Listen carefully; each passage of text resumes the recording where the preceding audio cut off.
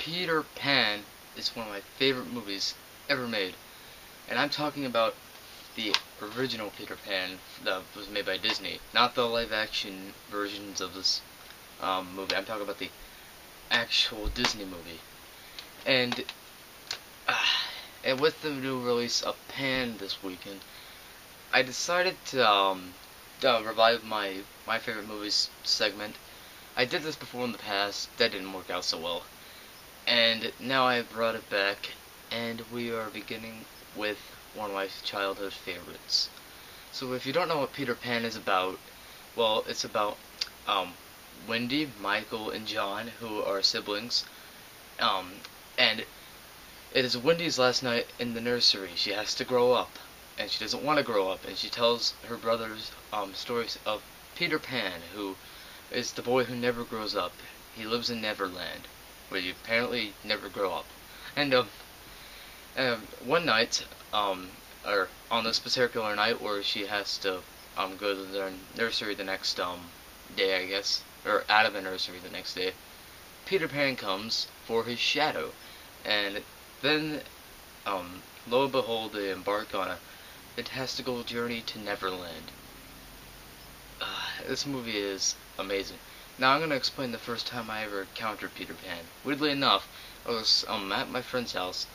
I go into her bedroom, and she's playing Peter Pan on the TV, and I'm like, what is this? I'll sit here and watch this for a couple minutes.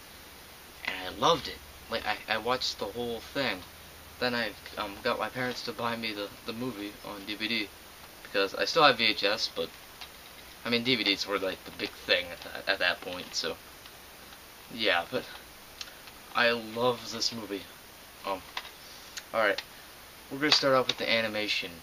The animation is hand-drawn for one, and it looks fantastic. I don't know how they can make a consistent moving image.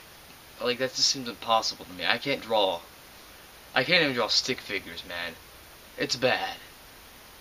And they somehow create a consistent moving image that tells a story. And I find that so interesting. And I love that. And the voice acting, I don't even know any of the actors. And so this one was from like 1953. It's really old.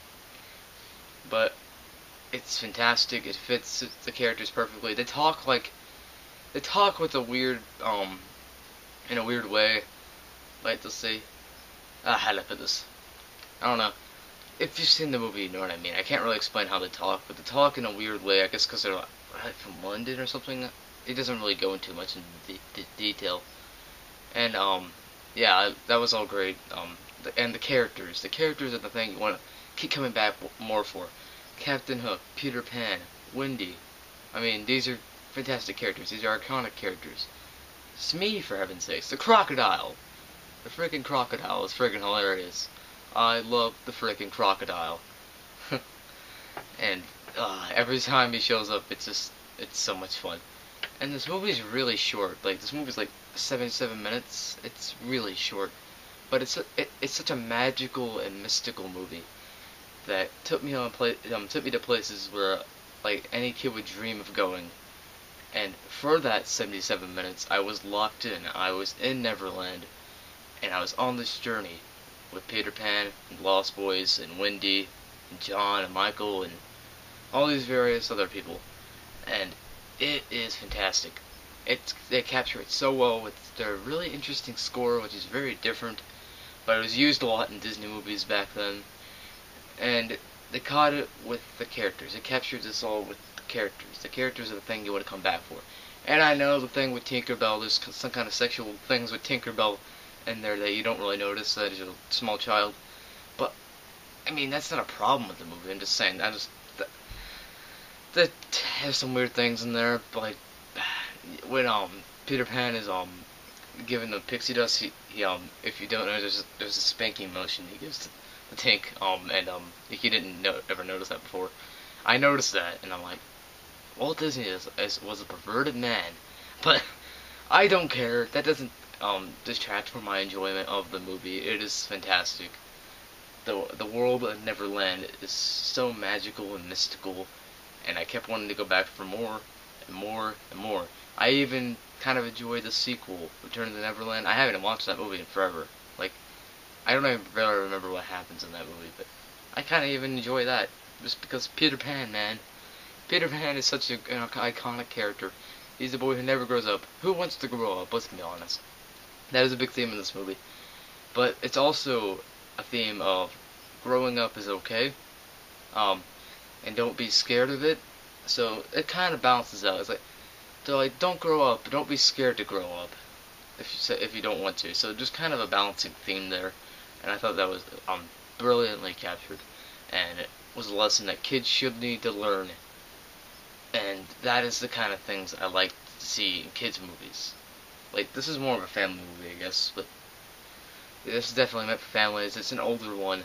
I absolutely love this movie, though. It has great comedic charm, as on top of everything, with the crocodile and all that. It creates this world of Neverland that you want to keep going back to, along with the characters. You always want to see the characters, Captain Hook, Peter Pan. That's a rivalry that I'm really interested to see how that all plays out in Pan. I heard it's done poorly, but we'll have to see what happens. So, yeah, Peter Pan is one of my favorite movies ever made. It's such a magical, mystical movie.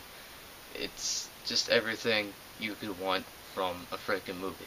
Now I'm gonna give Peter Pan an A+.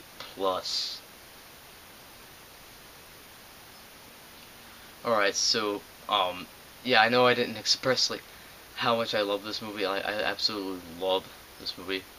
It's one of the best movies ever made. Ever. I don't care what you say. It is.